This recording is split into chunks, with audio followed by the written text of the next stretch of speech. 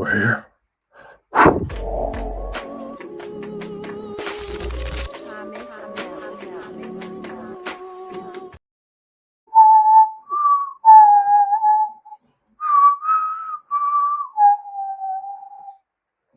What's good, guys? Your boy Hugo the Savage back again for another Let's Talk Smackdown. Let's talk smack! Live Smackdown review. You already know the vibes. I hope everyone's well. I hope everyone's good. First of all, if anyone is in the chat, audio check for me to see how it sounds because, well, I'm not going to go through all of it, but you'll be able to tell that wires, boom up. Yeah, everything's mashed up. Everything's mashed up. Full transparency in that you already know we're family in it, so I'll just tell you, everything's mashed up, man. Everything's mashed up. I have to dip back into the studio fund. Do you get me? Dip back into the studio fund. I ain't looking forward to it. I mean, I like making money. I don't like spending it. You get me? But as long as you can hear me, it probably, I don't know if it sounds whatever, but yeah, I mean, it is what it is, man. I'm a bit of a perfectionist on it, so I'll probably have to tell more than you, like when I listen back to it. But it's fine.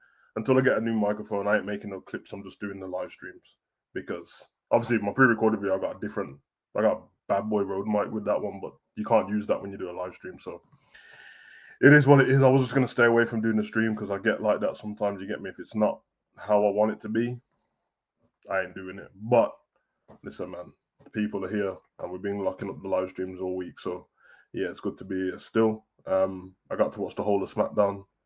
And yeah, we're going to talk about it, man. And we'll be here for about, I don't know, man, till about 12. When we get out of here, man. I think Andy's going live at 12, so I'll probably jump on with him on that stream, depending on what he's talking about. But yeah, man, before we get started, you already know, let's check in on it. How's everyone doing mentally and physically? You know, I ain't gonna ask you about no spiritual business, bro, because man ain't a witch, you get me, bro. Like, this ain't Ghostbusters and this ain't Hocus Pocus, bro. So just, yeah, let's just talk logic and science right now. Mentally, physically, how are you guys doing? We're going to chop a bit more anyway today. I'll try to get to the comments a little bit more today, especially towards the end of the show. Just trying to get into that mode now where we can cycle through these streams. People still have their say, but obviously I don't have to stop every 2 minutes. And obviously, if it's a super chat, I'll send it through. But it means that the stream can have a bit more continuity and means it can have a bit of structure to it, bro. You know what I mean? Structure, blood. You get me? Oh, let me get my notes up. Yeah, I got them up here still. Probably gonna be a bit more sporadic with it because I don't really like. I've took notes and that, but some of the matches I've kind of like took notes and skipped past because it's like why I don't want to talk about that particular thing. Nothing really happened. So, we got Morris said it's all good. I'm good, bro. I'm good. Like, it's been a bit of a strange morning. I don't know about you guys, how you lot do stuff mentally and that, but I'm a bit of a weird guy, bro. To be honest, not a weirdo. But I'm a weird guy, but I'm strange and you get me. So everything's a bit, the way I deal with stuff is a bit all over the place. So little things can, but put it this way, little insight with my OCD, things can knock me off like my path very quickly, and if it's not structured to the way I want it. And I don't have that thing where some people's a little bit tidy and then they're like, oh, that's my OCD, or that's not. Like, I have actual, like, not the stuff that everyone just pretends, oh, I'm tidy. No, I've got to take tablets for it and everything, bro. But the problem with those tablets is, one, they make you drowsy. And I take hay fever tablets, which make me drowsy. And I sleep for about, you lot should know this by now, no joke. 3 hours sleep is a good sleep for me. So I'm on 3 hours sleep, 2 sets of tablets that make me drowsy. And then mentally, I just get exhausted by shit winding me up. So the microphone not winding me up to a regular person is just, use the replacement mic or go buy a new microphone or whatever. First of all, it ain't that easy. The mic's expensive. Second of all, you don't just get the new mic in that quick. And the thing is, I've known that there was something wrong with the mic the whole time. And that's why I just had so many wires up at the beginning of the show. Because if you ask Enza that when I've been doing this stream, like, I thought it was the wires, bro. And I was like, yo, it must be these cheap-ass Amazon wires. But then I realized I've got like 4 of them and the original one for the mic. None of them are working. I'm like, nah, it can't be that. I'm checking the adapter for my MacBook. That don't work. I'm like, nah, Then I flip the mic over. You know what I mean? The Michelle, because I ain't flipping no one called Mike over, but I turn it over and then the little port where the wire goes in, one of the prongs are mashed up, bro. Which is winding me up even more because I'd rather it just be destroyed. But the fact that the what's wrong with it is the tiniest thing, but it affects the whole thing, that's a killer for me, bro. That's like your trainer's being ruined because the end of your laces are ripped, but you can't change the laces because they come with the train. You know what I'm saying? It's something crazy, bro. So it is what it is, but I thought I'd share because obviously I'm always asking you guys how you are physically and mentally and stuff. And I know sometimes people don't share just because they just don't want to be a burden or whatever. But obviously I ask you lot for because I want to know, and I don't ask to do the common courtesy thing. If I wanted to do that, I just wouldn't ask. I'm not one of them people. I don't ask how people are, and then when they respond to me, don't tell them or have a conversation. So yeah, it's thrown me off a bit still. Luckily, SummerSlam ain't this week because he would have if even though the wrestling's been shit, but if the pay-per-view was this week, he would have wound me up. And I would have just went and done something mad impulsive, like done a splash along 500 quid on the mic or something like that. Chaining profit. So it's one of them, man. But anyone watching, anyone jumps in later, man. If you are if I ask you how you do mentally and you're worried about saying and all this, but just let me know in it because I'm not. Yeah, I ain't asking for no reason. And some people are struggling. You know, I mean, I had to speak to somebody earlier. When I was training, yeah, that person wasn't doing too good still. You get me? And luckily, I asked them twice, bro, because they were just gonna walk off out of the gymnasium and that. You know what I mean? Just looking all depressed. But I just caught them, man. You get me? You know, you just see someone like the way they were exercising weren't just on the abductor machine, just looking just devastated, just looking like they don't want to be here, bro. So I had to just check on them still. You know what I mean? So I'm just letting you lot know, man. Young little smile, someone little hello, a little yo, you good? Yeah, I mean, if it's the beginning of your workout or something, I'm just an example because in the gym, but it's the beginning of your workout or something like that. You just ask, oh, how are you? That person you smiles at you all the time, never says hello. Sometimes be a bit confident, just drop a conversation, man. It ain't about like the risen people up and all that. It's just some people are struggling and they just need the one word, you get me? The one bit of encouragement. So anyway, now that's out of the way, we'll get to the show, of course. Smackdown. WWE Smackdown, 18th of the 7th, 2025, live from the Bank Center, San Antonio, Texas, home of Dusty Rhodes and Dustin Rhodes, but not home of Cody Rhodes, because I think he was born in Georgia, wasn't he? Atlanta.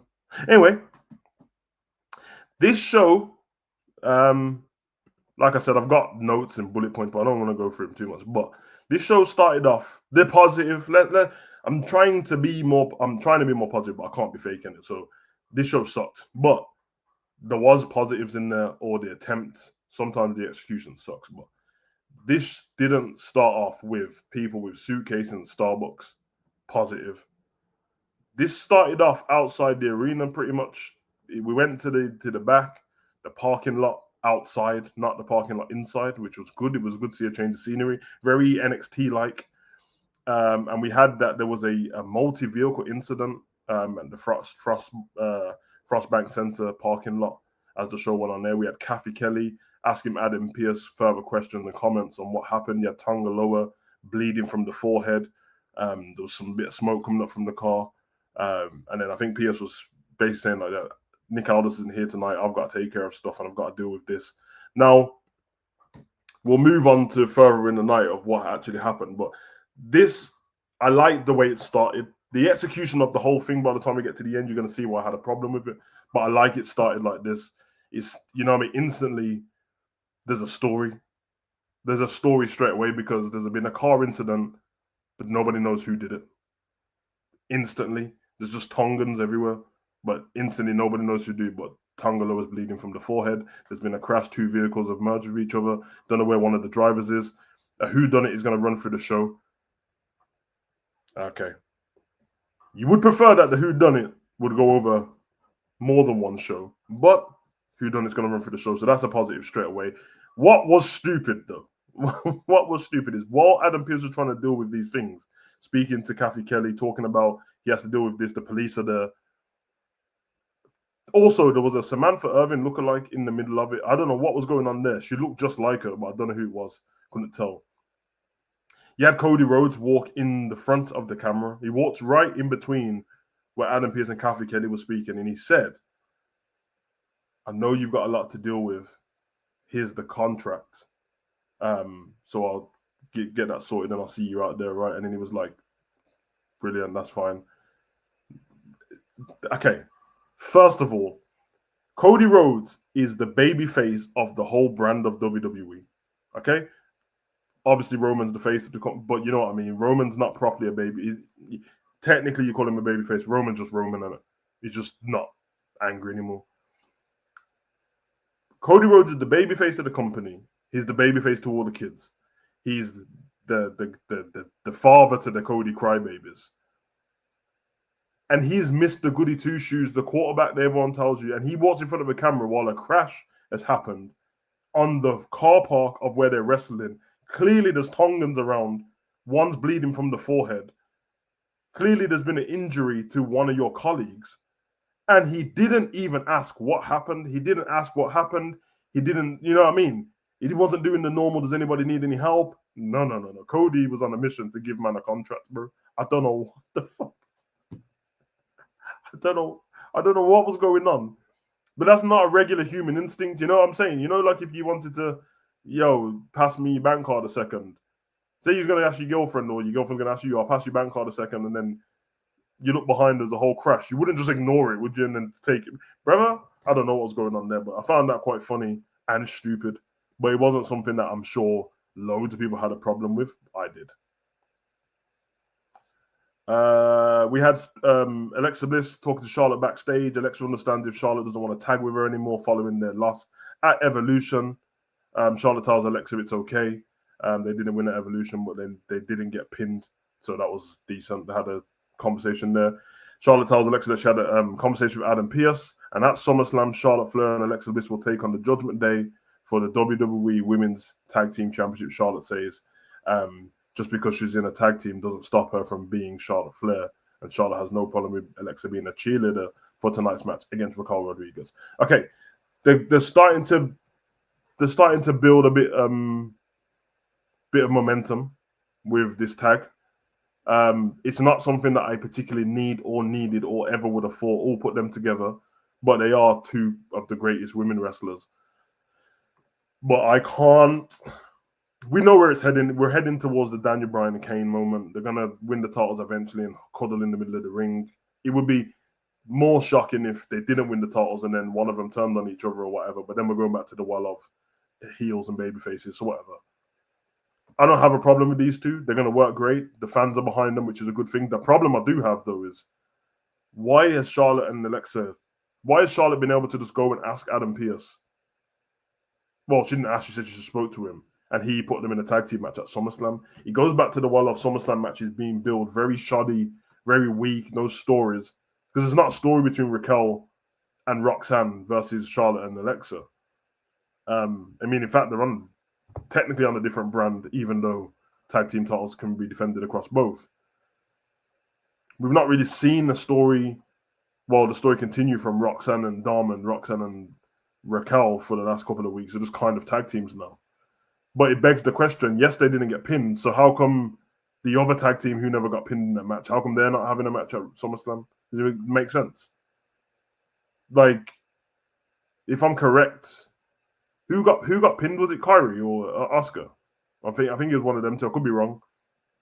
Or it might have been Sol Ruka or Zarya. But why couldn't they have a match if that's the case? And I know I speak about it a lot, and you have to forgive me for being repetitive.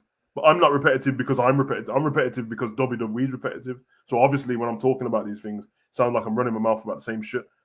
How on earth has she just been able to ask? Well, again, speak to him and Adam, what's going on? You lot are in a title match at SummerSlam. It's official. Also, Adam Pearce made this decision while he was on Smackdown, which I know technically the tag team titles you can make a decision for it, but surely he has to ask, innit? Because Charlotte and Alexa belong to SmackDown, and Raquel and Roxanne belong to Raw. So how can you just make the match when Nick Aldis isn't there? It doesn't make any goddamn sense. It doesn't make any goddamn sense. Big up Blue Will Sonic, bro. I hope you well. We're talking about it now. We're beginning the show. It doesn't make any sense. And it goes back to what I've said countless times. It's not a problem with any of the wrestlers. If you can just go and ask for a match at SummerSlam, ask for a match at WrestleMania, ask for a match at Crown Jewel and Money in the Bank and all these things, and you don't even have to have a raffle or a tournament to get into the Royal Rumble or Elimination. Well, if you can just do that, then what is the point of people winning #1 contendership matches? What was the point of, I know it's a different title, but why did Jade need to win the Queen of the Ring if Rhea can just ask for a title shot? Why did Bianca have to win the Elimination Chamber, but Rhea just asked for a title shot at Raw, at WrestleMania? Sorry, even though she lost the match. These little things do make a difference. They do add nuance to what the story is. I'm not saying that Charlotte and Alexa couldn't end up fighting at SummerSlam. I'm saying give us a reason for why they fought at SummerSlam. Listen, there's 3 weeks of SummerSlam. There's 2 more Raws and 3 Smackdowns or something like that now. Yeah, I think that's about right. Surely you could have ended up a story between the 2 other tag teams that would be trying to go for the title, and then Alexa and Charlotte have to fight that tag team, and then that's the #1 contenders match to see you fight at SummerSlam. No. Big up honesty. Big up Hakeem. I'm just putting it out there, man. I'm actually not trying to be awkward as well. I know I'm making sense. You can just ask for a match. But anywho, we move on from there. First match on the card was Charlotte versus and with Alexa Bliss in the corner versus Raquel and Roxanne Perez. The match was decent. The only problem I have with is like a kind of not Charlotte. I feel like when you've been building Raquel's momentum as a strong, dominant woman, not to mention, I don't know if you guys saw that stuff between her and Kevin Nash. He basically said to her what I've been saying for a couple of years now, which is that she's a big woman and not fat, big woman in terms of she's tall, she's bigger than everyone. So she needs to kind of work like Undertaker would and Kane would and these kind of people, but she works like any other person. So, for example, if Ivy Nile went to do a German suplex to Raquel wouldn't just stand there and no sell it. She wouldn't just like grab the woman's arms and throw her off the ring. She wouldn't hit her off the top of the head. She wouldn't have the thing where Ivy Nile's hurting her back to try and get her up. They just let her do it, and it makes Raquel look weak. She's already in the tag team with a tiny person, and when she was in the tag team, she was in the tag team with Liv as well, who's also small. She should be treated like Nia. Even Rhea, to example, sometimes the people that matches with Rhea go too far. Now, if you are going to get worked and if you are going to beat Raquel, I get it. To be fair, this one's Charlotte. So even though Raquel's a bigger woman than Charlotte, they're around the same height anyway. But it's not the point. This match didn't even need to finish in a Charlotte win. It just could finish in a no disqualification, innit? Well, disqualification. Obviously, we saw Roxanne get involved in the match after Charlotte gave Raquel a big boot the first time. Roxanne got up on the apron, got involved. I think he was distracted by the referee, and then Alexa Bliss on the other side. I think she hit her over the head with Lily, and then then the net breaker thing off the rope. Charlotte hit with another big boot, rolled her up, got the victory. But I'm saying the same thing you just did without Charlotte winning. Just let Roxanne thing be a problem in it. I don't understand why Raquel has to eat losses to anybody, especially she's in the tag team. I get it. Make Roxanne fight Charlotte. Roxanne doesn't have the problem of having to look stronger than everyone. She's a great wrestler. She doesn't have to. Raquel looks weak when this keeps happening, man. It doesn't make any sense. The way they build title matches makes the champions look weak. I agree. They did Raquel dirty for the finish of this match tag team, didn't they? Exactly. There was no need. Sometimes there's just no need. I wouldn't mind if there's disqualifications all the time, to be honest. As long as if there's a story there, nobody even notices. That's how it used to be. Because we don't do enhancement talents anymore, so you can't have Raquel versus some random local talent from some San Antonio college student who just gets battered. They don't have local talent anymore. They don't have live shows anymore. So basically, everything is just what you see on TV. This is why we get 50-50 booking all the time, because otherwise, you're going to turn one of your wrestlers into a jobber. Like, for example, if Raquel won every week on TV to a regular superstar, then that superstar is going to look like a jobber all the time, innit? So they 50-50. Whereas if there was an enhancement talent, you can rack up 4 wins for Raquel in 4 different weeks, easy. And everyone's got the perception that she wins all the time. We don't have that. But, just takes a regular fan to talk about it. Don't worry about it. You know what, WWE, just pay me on it. Sort out your whole shit, bro. We get backstage. San Antonio Police Department have dubbed that Jacob Fatu is the person of interest. Pierce directs the police officers towards Jacob Fatu, and Jacob says he had nothing to do with the incident. I like this. I did like this part. I didn't have a problem with it at all. I think Pierce told Jacob to think about his family and answer the question, so they took him away to the police station. Well, walked away with the police officers. I love the thought of a story being threaded throughout the show, so I'm not mad at the story. The story was, in the end, ended up stupid, but I didn't mind it being threaded throughout the show. Morris said, I thought the exact same thing. I noticed one week they make somebody look weak and then stupid, and the following week it's like, yeah. They kept doing that with Aleister Black, The Miz, and Carmelo. If you look at it, they kept making them like win and lose and win and lose. They kept doing the same thing with Ray Phoenix when he came in, win and lose, win and lose. Dragon Lee, win and lose, win and lose. Axiom came in, beat every single tag team. They beat every single tag team that they have to offer, even the Street Profits. But the one match they gave against Street Profits wasn't a title match. And then the week after, they had a title match and got battered. Yeah, Gary, didn't mind the segment at all. Yeah, I mean, storylines are always there, man.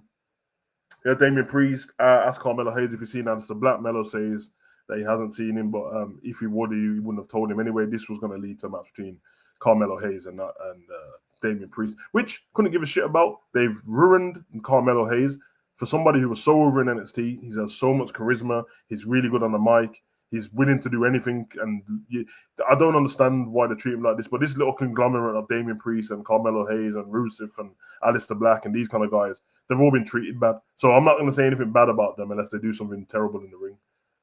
We have Tiffany Stratton and Jay Cargill segment. Yeah, it was a video package. It was put together really well. It was edited really well. It was decent, but I would have preferred something real. I would prefer something that wasn't. If you're going to do something pre-recorded, you should have had them scrapping each other pre-recorded. What was the flipping point of this? Big up N90, hope you're well. Whereas before it was a longevity thing for a period of time until they changed up their gimmick or turned heel. Exactly. Morris, I thought, okay, you're talking to each other. Yeah, decent thing. I'm not going to bash it, to be fair. Jade and Tiffany were all right in this, but it wasn't a segment. It was just a video package. So I don't understand. Tiffany Stratton is the champion, so she should be on the brand. She didn't have to wrestle, but they give you the title. Man, you know what? Maybe it's changed because Triple H doesn't care and he just likes people, but okay, let me just give people a lesson quickly on WWE. This is pro wrestling. We, as fans, want the title to go on the person who we think deserves it, or our favorite, or the person who's leading the storyline, or you think it should go to. That's fine. Separate to them. They put the title on, historically, the person who draws the most money, draws the most eyes, puts asses in seats, has the best whatever, the draw of views in the storyline, and is the face of the company. I have no problem with Tiffany being the face of the company. She looks great. Like, she's a great role model for it. She takes care of herself, all of that business. I don't like her on the mic too much, but I think she's a great athlete. But if these are going to be the face of the company, then put them on the show, bro. Because all you're showing me is that Tiffany doesn't. I'm not blaming Tiffany, by the way. This is an example. You can use whoever else as well. Tiffany doesn't draw any money. She doesn't draw any views. So whether she's on the show or not on the show, nobody cares. That's what I was going to say. That's what I'm going to say. And that seems to be the problem throughout all of WWE now. And I'm not saying it because Roman's my favorite. If it's not Roman, nobody else draws extra viewers, bro. And it's a fact. Go and look at. I'll tell you, actually. I'll tell you. So I'm not going to make anything up. Roman Reigns returns. Roman Reigns returns 4 days ago. 4.2 million views from Raw. 4.2 million views from Raw. Right? Me.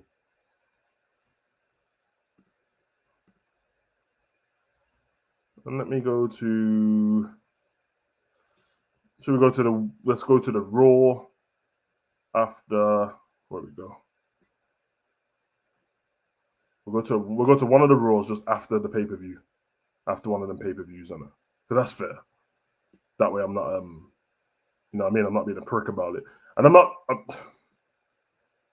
right, let's go. Raw. All right. 4.2 million. Oh, and the full highlights got 2.5 million as well. Of Roman returning.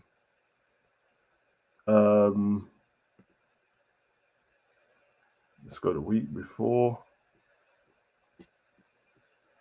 Yeah, see? Nothing even close, bro. Nothing even close, bro. Raw segment 4 days ago, okay? So we have to go 8 days ago. Raw after Smackdown. There we go.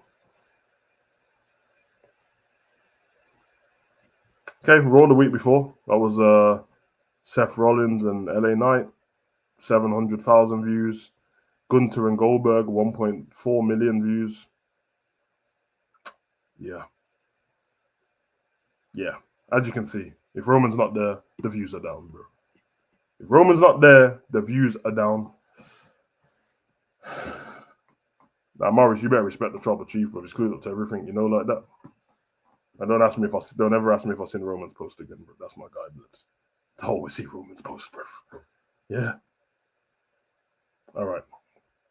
Let's move on because I was supposed to be in 2 minutes, but we're gonna the match between Carmelo Hayes and Damian Priest. All of a sudden, Aleister Black's a heel. Listen, you can't make this shit up, bro. You can't make this shit up, bro. Which is fine. You know why? Because he didn't really say anything when he came back, and we saw him fight R-Truth. But he weren't speaking like no heel when he came back. Damian Priest wins this match by disqualification. Yeah. Whatever, innit? Priest goes up for an Undertaker type old school. Aleister Black yanks Priest off the top rope, forcing disqualification. After the match, Black connects with a black mass to the face of Damian Priest. And then stands over him and says, I heard you was looking for me. He gives Carmelo Hayes the dirty look. Carmelo Hayes says, fuck this, I rolls out the ring. Because obviously Carmelo Hayes is already beef with Aleister Black. And we don't want to go back there. So now we got Aleister Black and Damian Priest to, I guess, because life on it. We have a Wyatt Make Me Sick vignette. I would be happy to never talk about these guys ever again, bro, to be honest. I'm sorry if you're a fan of the Wyatt Make Me Sick, but they make me sick, bro. I'm not. They're beginning to just look like cosplay, like great Halloween costumes, bro. I don't like, if I tell you everything I don't like about them, I don't want Nikki to speak at all. Yeah, because all that horror business looking like the Exorcist girl, but then you're going to speak. If you're not going to be like, oh, you're not going to do all of that talk, all that Exorcist talk and that, you know what I mean? The power of Christ repels you. If you're not going to do all of that talk, I don't want to hear from her. Yeah. Rowan, listen, let me just not talk, bro, because all I think of is the Bludgeon Brothers, bro. So let me just not talk. Gacy can speak, but I don't want to hear from him because we still don't know why you connected to Bray. Loomis, you never used to speak, and now man wants to talk. Don't want to hear from you, bro. And Bo Dallas, he's great at talking.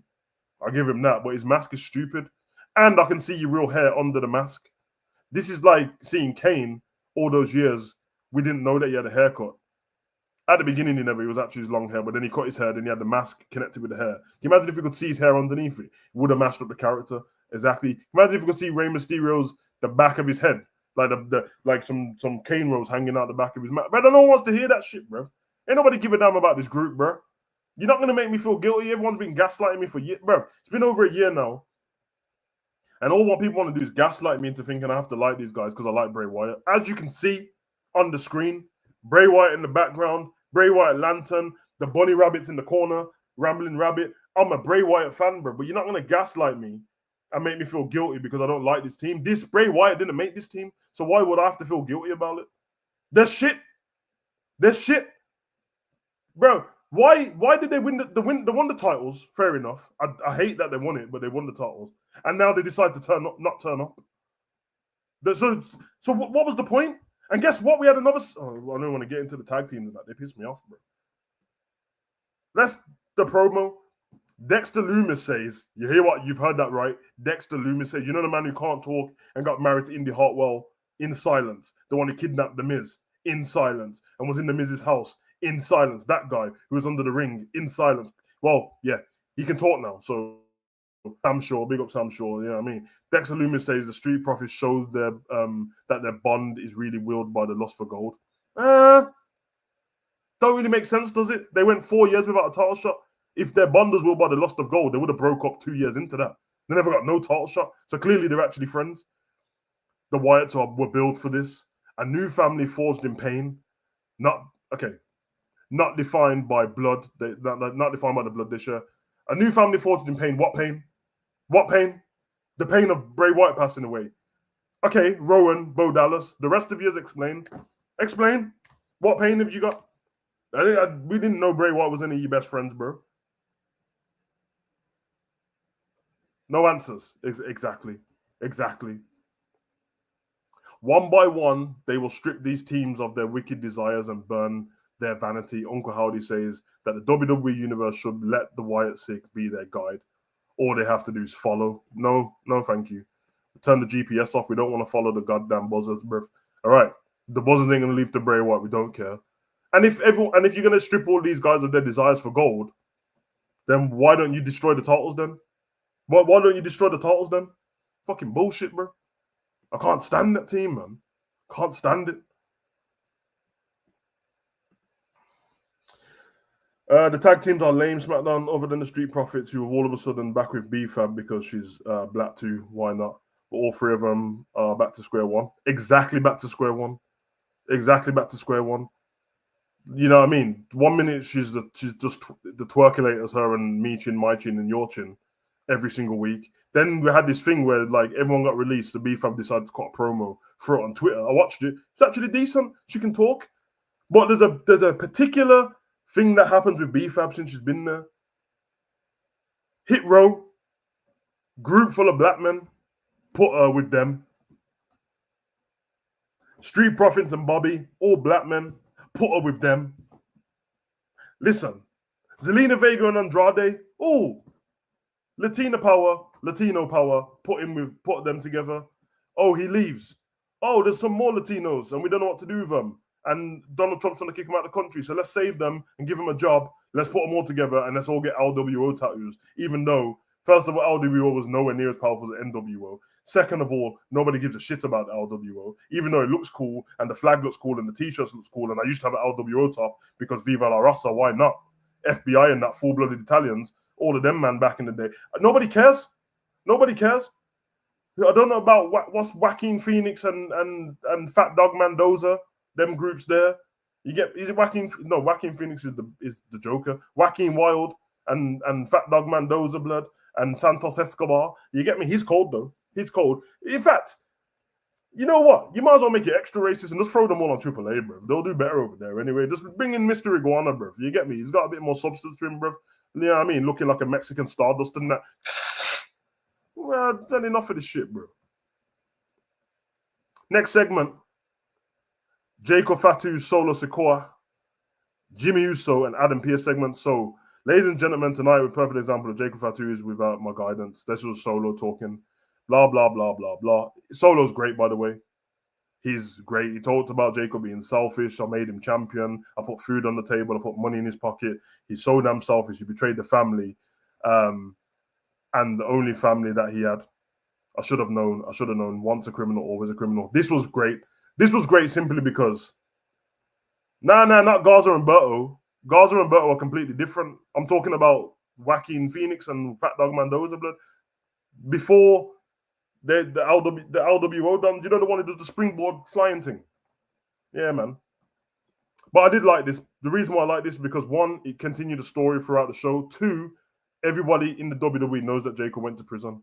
So it's not like one of those things where they refer to something and people don't even know. For example, you know when Charlotte done the example, That's why Thingy was in my DMs, Kaiser.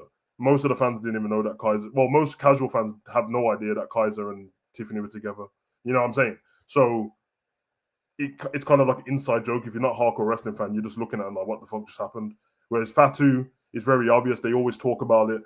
So I did like this.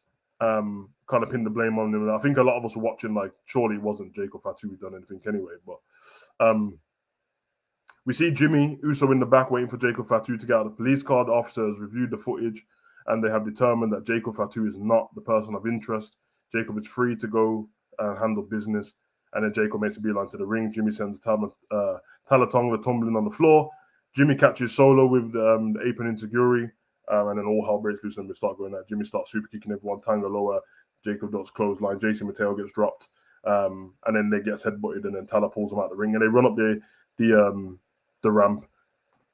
Yeah, I mean, all that business, crossbodies, suicide dives, all of that.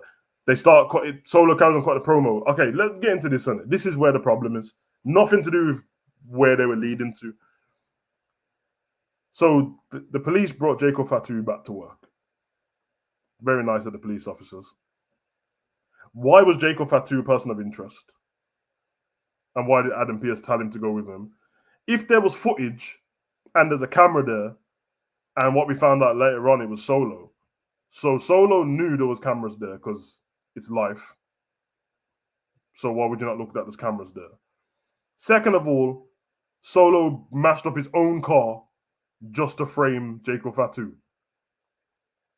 And WWE wasted money mashing up a car backstage and didn't even show us the footage of the car getting mashed up. There's starving people in the world, and these lot said the police reviewed the footage. What happened to old school WWE, bro? Bring up the footage on the Titantron so the whole crowd can see. Because all we know is Solo saying, "I never done it." Solo never done it.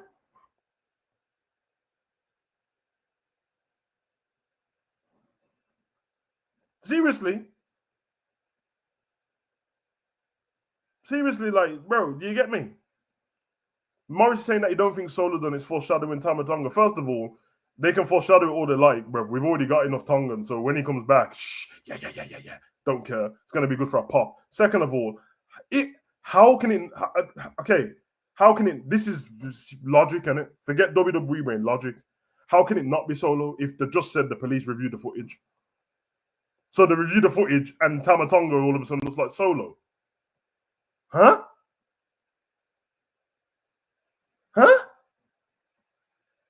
What we with the review the footage, these men are all dressed in wrestling attire. There's a camera there.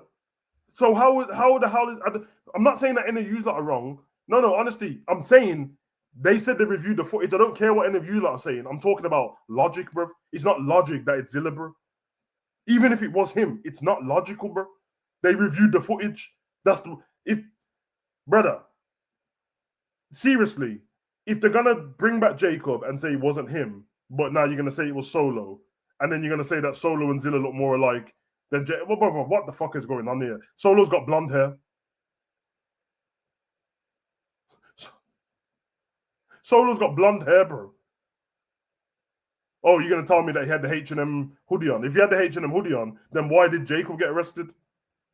And how did they just know it was a Samoan? And if they're telling me the video footage is black and white, then it's even more racist, bro.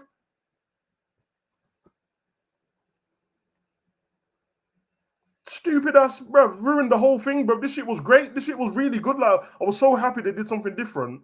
And now you mean to tell me that WWE just went and mashed up a real life car they spent money on, big up Barry, just so they could not show us footage. You might as well have went to the scrapyard, got a folded car, and acted like somebody actually destroyed it.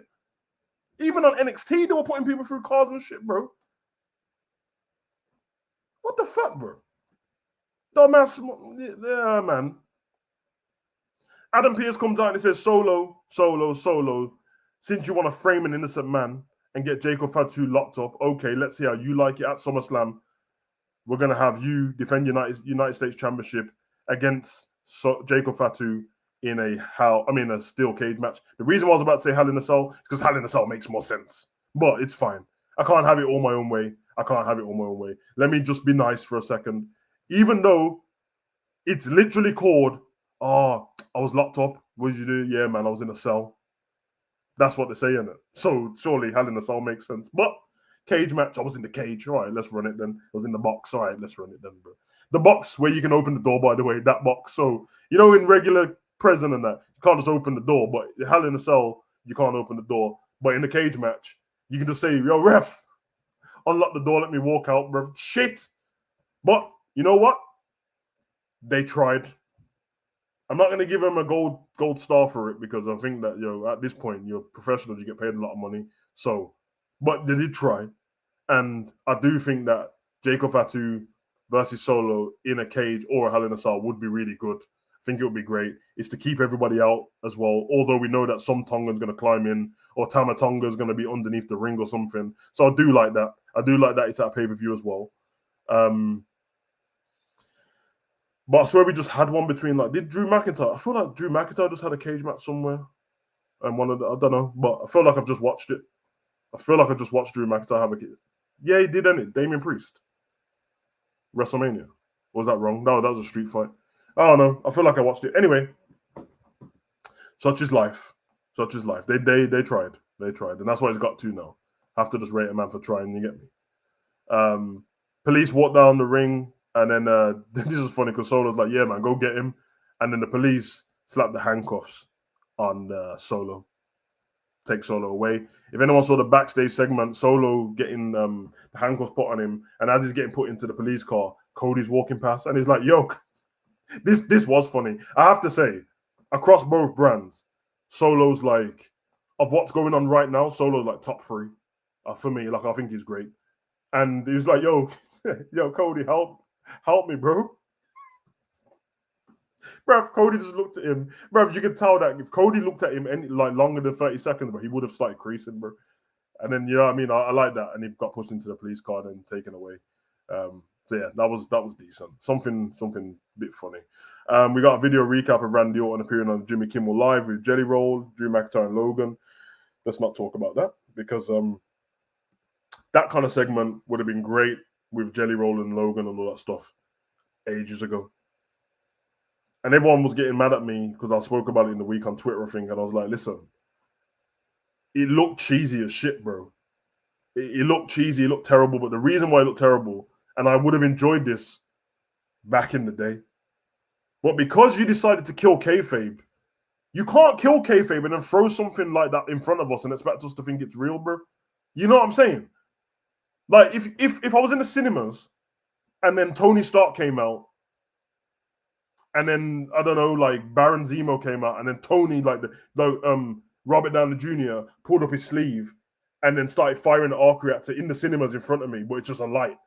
I'm just gonna laugh, bro. I'm not really gonna think it's serious, and that's what it felt like. The punches from Randy and Drew looked terrible. The choke slam through that weak ass, terrible ass Kellogg's ass fucking table was terrible. I don't understand why Jelly Roll got the upper hand on Logan when Logan's the one who's supposed to be a wrestler now. Jelly Roll should have been the one who got for the table. I didn't like the fact that the show had to keep going on. So when he had put Logan for the table, he addressed the audience. I didn't like the audience in there with their normal Jimmy Kimmel Live stupid laughs and shit like that.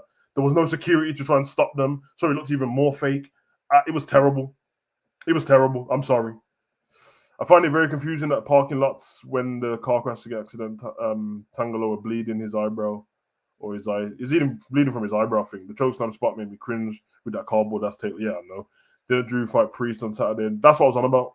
Cage match. Yeah. That's the one I was on about.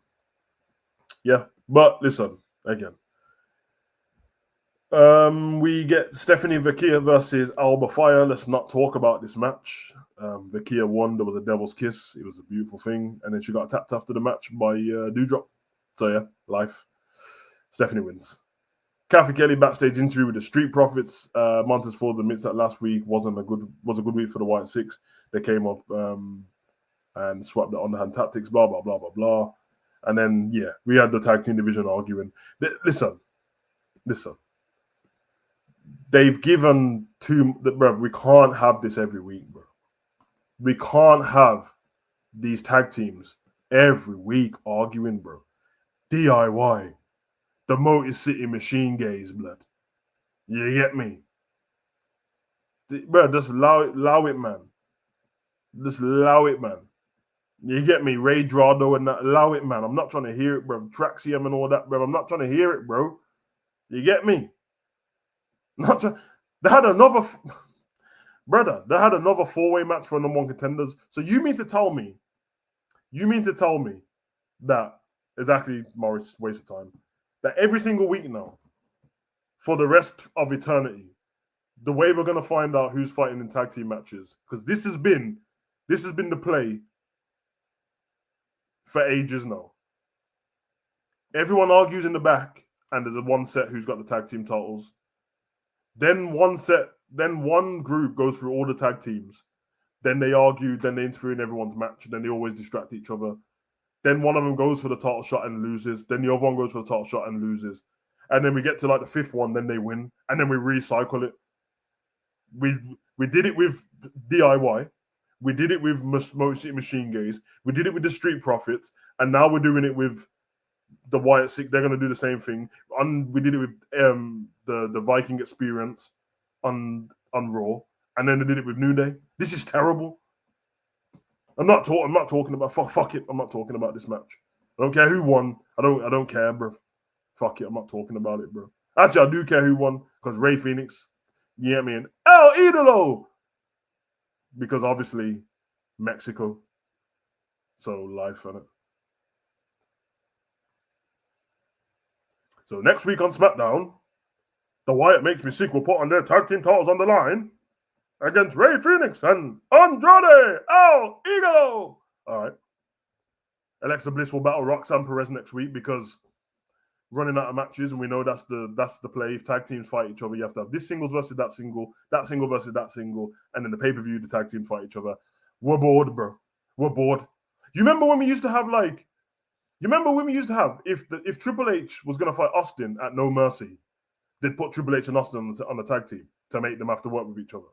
Remember them days? And we used to have I'm not gonna let you tag me, or I'd walk off in the match, or we'd win the match, but then I'll stun you anyway. Remember them kind of things? All right. Moving on from there, last and final segment before we get out of here, John Cena and Cody Rhodes, blood, because Cody in it.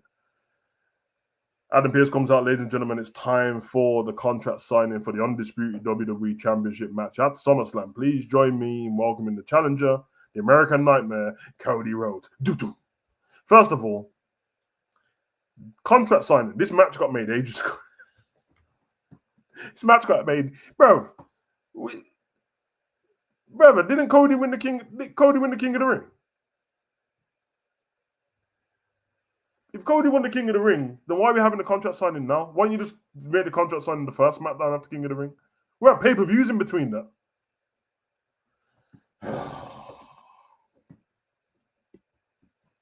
In fact, Great American Bash, we had a contract signing in the middle of a PLE, bro. Remember, bro, crazy business. Anyway. Cody comes out, does all of his pandering to everyone. Pandas. Nobody cares. Says all this stuff about he didn't flinch, like that. That's what I'm being deadly serious. He just kept saying I didn't flinch. I was dissected. I want to put the lisp on. I was dissected. I was crucified. Yeah, that's what he said, bro. That's what he said. Now I have your attention. I was a simple. I did not flinch. Thank you for riding with me. They do not flinch. Yeah. We get it, bruv. We get it.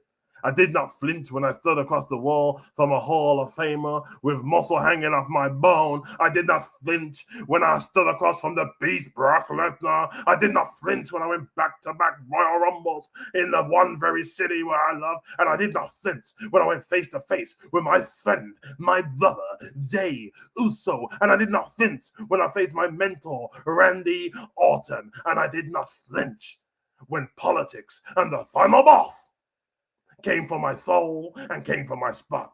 But I flinched at WrestleMania and I won't flinch again. That's what he said. That's what he said. That's exactly what he said, bro. Word for word. Bar for bar.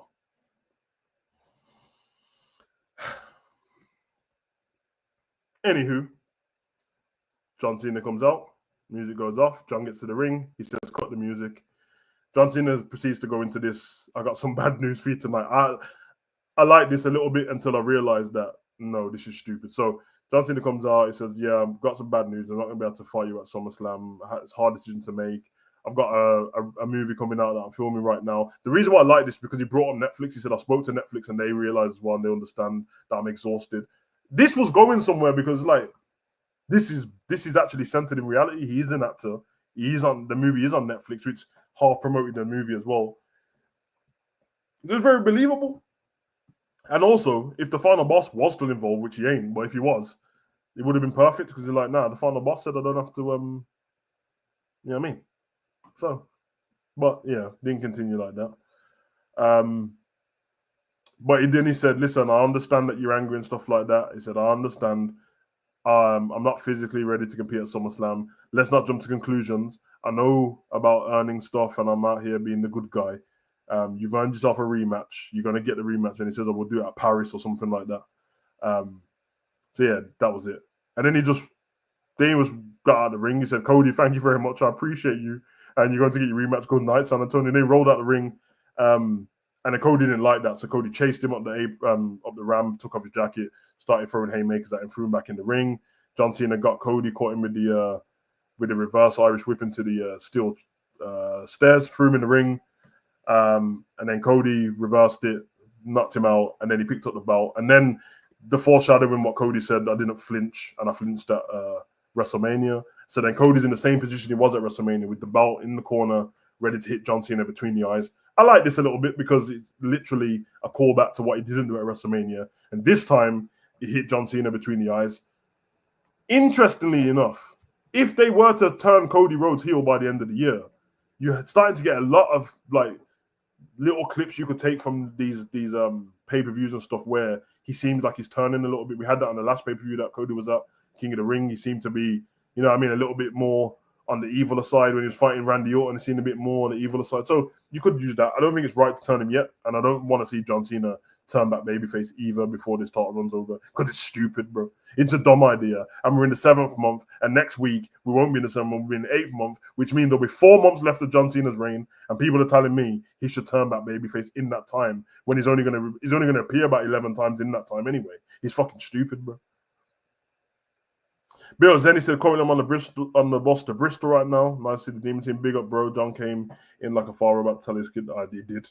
Big up, Scooby. Scooby! Big up, Zach, bro. Good morning, brother. But yeah, hit him between the eyes. And then what did he do? Oh, yeah, then he started beating him up and then he put him on the table. And then I was actually thinking the table was going to break. Cody goes up top, hits him with the tsunami, which is very rare to see Cody do a frog splash like that. It was a bit of a meaty one, but yeah. Goes through the table, grabs John Cena's hand, puts the pen in his hand, and signs the contract with John Cena's own arm. Now, listen to me. I like it because, you know, suspend disbelief and all that business and that. But it's quite funny that in front of all witnesses, this man put a pen in John Cena's hand and everyone can clearly see that John's not signing it and that's not John's signature, but everyone's just fine with it. But when Rhea Ripley ran off with the contract a couple of months ago, Adam Pearce said it can't happen. I don't know why. I don't know why that was allowed, but everyone just allowed it. And then he was like, and John Cena, you just signed to a street fight. Well, let me just tell you something about this, Cody. Because you might not know this, but the Demon Team definitely know this because we talk about it all the time. And you might want to talk to your friend, Damian Priest. You might want to talk to Rhea Ripley. Street fights in the WWE don't hit the streets, so you ain't got nothing to worry about there, John. John, you got nothing to worry about there. You ain't gonna hit the streets. You're probably gonna go to the ramp. You might go into the, you know what I mean, into the crowd a little bit, but you ain't gonna hit the streets, bro. So you ain't gotta worry about that. I'll be very shocked. In fact, I'll be very impressed if they hit the streets. But it's a street fight, which means kendo sticks and Travis Scott. Hey, Cody, listen, when Travis Scott turns up, I don't want to hear no one moan, bro. If you signed up for a street fight, you have to deal with it, bro. And remember, it's a 2-night SummerSlam, bro. You think that one thing we know about WWE, one, it's 2 nights and they're already struggling. So the fact that they're doing that, just like WrestleMania, when no one enjoyed, what did they do at WrestleMania both times? Yep. Yep. You saw what they did at WrestleMania, bro. They tried to get something major for both nights, whether it was good or bad. They tried to. You get me? A young Travis Scott over here, a young Paul Heyman turn over here, bro. So I'm just letting you lot know that you get me. This street fight should be interesting. Hey, man. Nah, man said the Scooby. Oh yeah, man. You know what I mean? Rocky. A lot of fraudulent behavior happened in wrestling. That's been going on for years. So yeah, it's been a shambles, bro. But yeah, man, and that was the show, and everyone was happy, and I wasn't. But listen, at least it wasn't. It weren't dog shit. I'll give him that. It weren't dog shit, but it does only get about 5 out of 10, 5.5 out of 10. It's not. Let's not overdo it. Yeah, honestly, bro. You know what? Every time somebody mentions wrestling out, all I keep thinking of is SmackDown. Here Comes the Pain. To be honest, yeah, 5.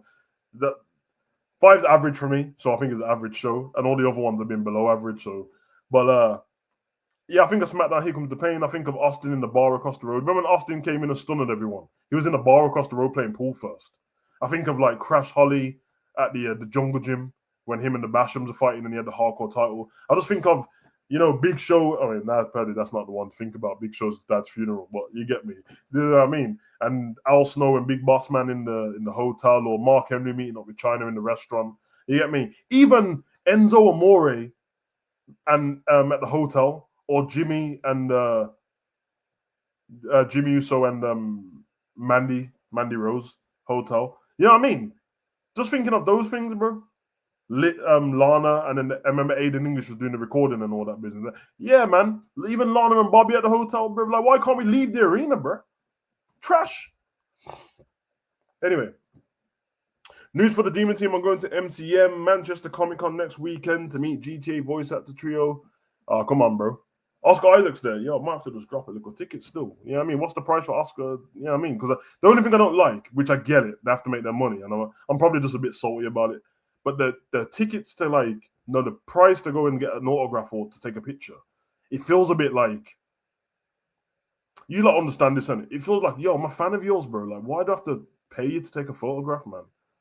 And I know they're gonna say I want to get paid and that, but I'm like, yeah, but you get paid by the people who book you to be at the Comic Con or to book you to be at these wrestling cons. You get paid by them anyway. And even if you do get paid, can't you make it cheap, bro? Like, for example, I'm being deadly serious, and everyone can say like, oh, well, you ain't in their level, so you wouldn't know. I'm being deadly serious. If that was me, and everyone was charging, I'm charging $10, £10 max, bro. But I'm giving you a picture and the signature. Because they make you choose, innit? They're like, oh, if you want your pop vinyl signed, it's $25. But if you want a photograph, it's $70. Brother, you fucking mad, bro. For a picture that's going to be stuck on my phone, bro. Because no one even prints off photos anymore, bro. Now, don't get me wrong.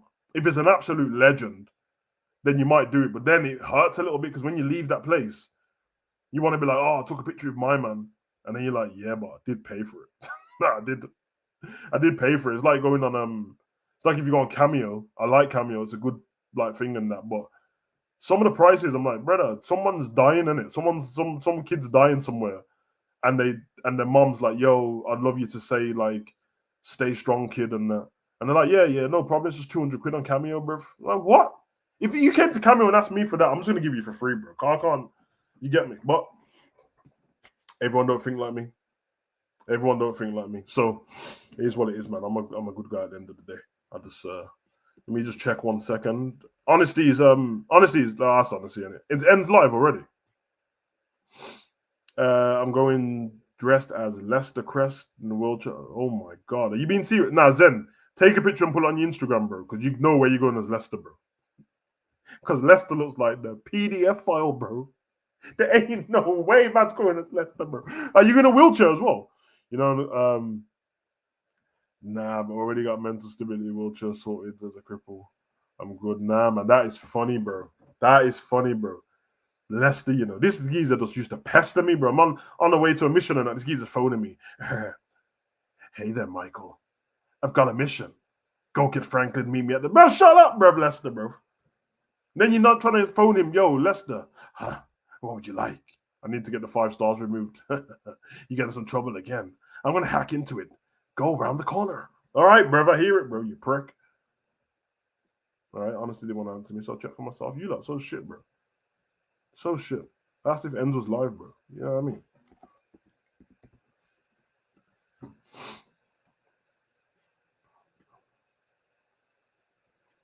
He is live. Oh, thanks. Check myself, bro. Thank you very much, Morris, bro. Thank you, brother. Nah. Honestly, don't send it now, bro. It's too late, bro. If you there sending me a message about Bianca and Melina and that, bro. Anyway, love for the love, guys. I'm going over to Enz's channel if he's left the link for me. If he hasn't, then I got egg on my face and I'll just be in the comment section. With you muggles, bro. Honestly, it's jokes. But big up though. I've enjoyed this. I've enjoyed this show, as you can tell. Yeah, I mean, this is one of those, bro. But I'll be back. Maybe if we can live stream on HUGO Online later, we might, depending on what's going on. But I need to, you know what I mean? I need people over there still because I am trying to stream to nobody, bro. You get me? But love for the love, man. You get it. Run it. Enjoy your day. All of that.